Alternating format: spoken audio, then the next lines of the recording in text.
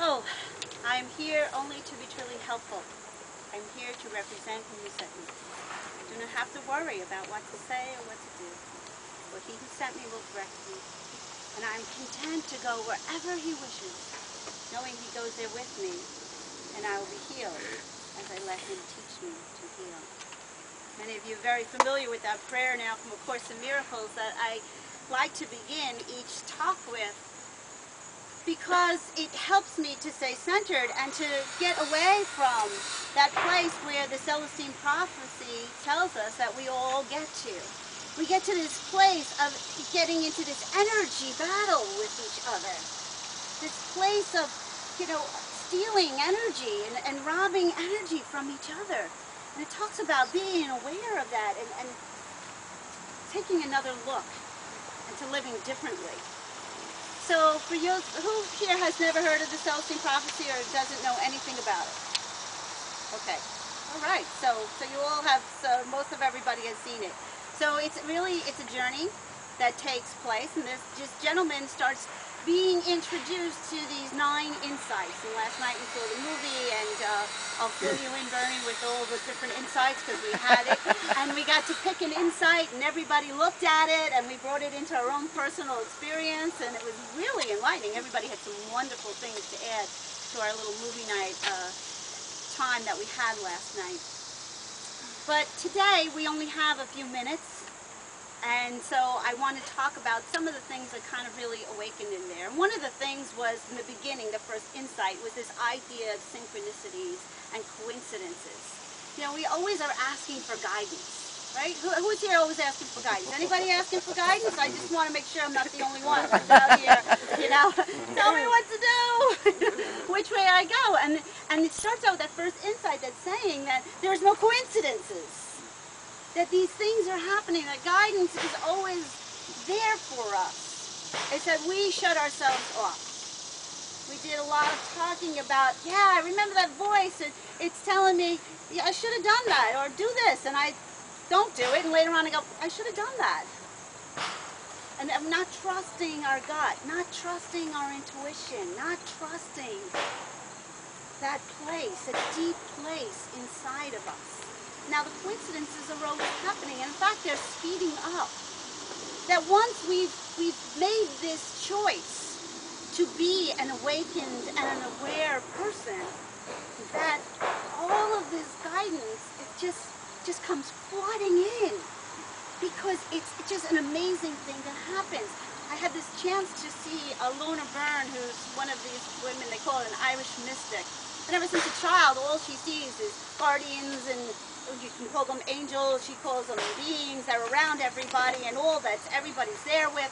And in fact, she can't tell the difference between which ones are those guardian beings and which ones are the people that are talking in the audience, because everybody's talking to her at once. And she says, except when people pray or make this conscious decision to tune into those guides, then she can tell the difference. Because what happens is this opening occurs, and that there's this lights that just shoot out. It's like the heavens open up, and there's this place of like, hallelujah! I can come in and I can give them this awareness and this help, and we can be together again. Because all too often, it is us shutting ourselves off and not experiencing that connection. We separate ourselves. And the journey in the Celestine Prophecy was all about how he took that chance, he took the risk. Someone said, you should go to Peru and check these insights out. And he just happened to be laid off from his job, and hey, let's go to Peru, because a travel guide came, a seat opened up, everything happened to open this up, because this was the right thing for him to do. You see that in our lives when you make a decision, and then all of a sudden everything opens up, because that's the path for you. So he takes this and he follows it through, and he's learning things. And it's all about all of us learning on our spiritual journeys. How all of us, there's certain people show up for us, certain books show up for us, all these things happen for us. And our job is to pay attention to them. And all the while, though, the biggest thing we have to pay attention to is that energy. What are we putting out? What are we looking for? And a big part of this is what's in that fourth insight that I put in the words of wisdom today about these exchanges, these little exchanges that we have one-on-one with each other in the course of our days. And that it all begins with how spiritually connected each and every one of us is. And so, there's a part in the book where he finally comes to this place where, or in the movie too, where he thinks he's going to die. You know, these rebels are after him. They got machine guns. They're crazy. They're running through the jungle, and he comes to this cliff, and there's either I jump or they're going to take me. And he's all by himself there, and he realizes he just lets go, and all of a sudden he starts to recognize this magic that's there, this beauty, this love. And he lets go, and he starts to be in that energy. He starts to be in that place. And they can't even see him. The other guys that are in that fear, they're in that, they can't even see him. They go right by him. They're looking for him. And he doesn't even realize that they can't see him because he's so in that place. He's raised his vibrations. He's made that connection.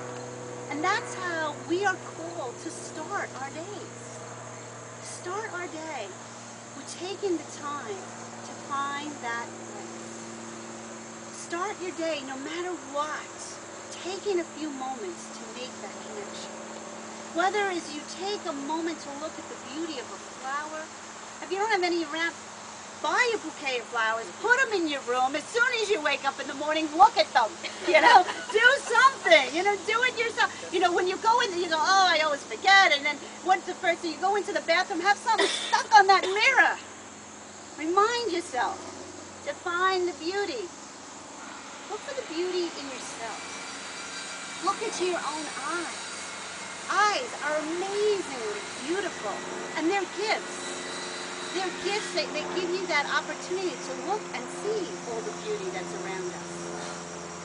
So, but make that choice to look, and then you take that now and you go into your exchanges with other people, and you pay attention when you're in those exchanges with people, because what we're doing is either we're offering love to people or we're becoming these spiritual vampires, these energy vampires. We're like taking from everybody, trying to take from them, or overwhelming them with our stuff, our negativity, our stories, and what he calls our dramas.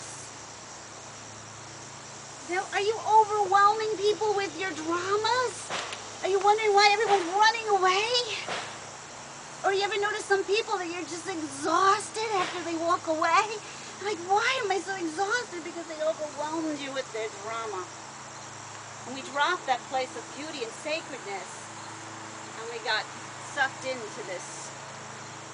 And the movie gives this beautiful, beautiful visual of people in their conversations and how that energy is flowing there.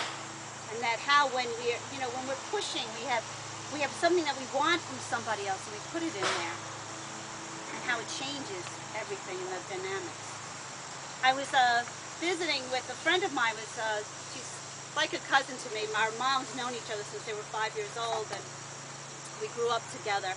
And she now lives in Australia, and she was visiting, and I asked her, you know, how was her life? And I noticed that years ago, I used to always, when someone would ask me how I'm doing, I would always have to say all the things I'm getting right. Right? Well, this is going on, and that's going on. I'm trying this, and I'm doing that, and it was on, you know, telling everybody about all this stuff. And in the meantime, it's like inside I was like saying, see me, I'm good, I'm trying, love me. That's that sucking energy, that's that taking energy. And I'm listening to her, and she's going on and on about the things that's going on, and I saw myself. And I said, wow. And in that place, I decided to do like that tongue wind practice. So I wanted to share it with everybody. And I immediately saw all the busyness and all the have to prove around there, swirling around her, and I just breathe it in, and I just breathe out light. And I just stood there and listened, and just kept breathing out light. There's no need to worry about getting your point across, because nobody's ever going to get your point. Sorry. Nobody's ever been where you've been. Nobody's got all of that stuff. They don't have the same frame of reference. No matter how much you try to slam it down their throats or explain it in 10 different ways and everything, nobody's getting it. But they're going to feel your love. They're going to feel your heart.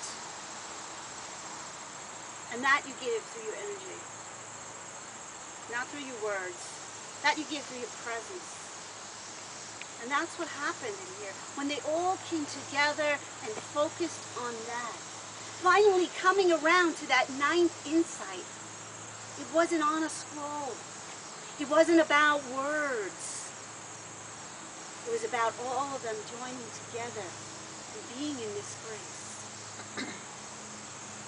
And knowing that this love that they could bring together was building this bridge into this new millennium, into this other world. All the guys that were chasing them and wanted to stop it, they even knew. They said, there is no place for us in this new world they're talking about. Yeah, there's no place for all our old dramas. To really be spiritual, we're going to have to let that old stuff go. I know it's a good buddy. I know it's been reliable. I know it's hung out. And then under your beds and in your closets and everywhere you want. And it got on there and it joined in anytime you wanted. It was right there. But it's okay to let it go now. Because we're doing something different. And this is happening. It's happening for all of us. But as we said before, Reverend Sammy was talking about, thinking about the future and what kind of future that we can leave behind. How people will describe us. Are we laying the foundation for this spiritual energy?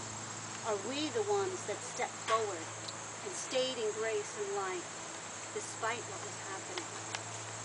We can be. We are. And together we remind each other of that. And it is so amazing. And I am so grateful for each and every one of you. Thank you for opening and sharing your heart. Sometimes it feels scary, but it is so worth it. And it's only love off that cliff.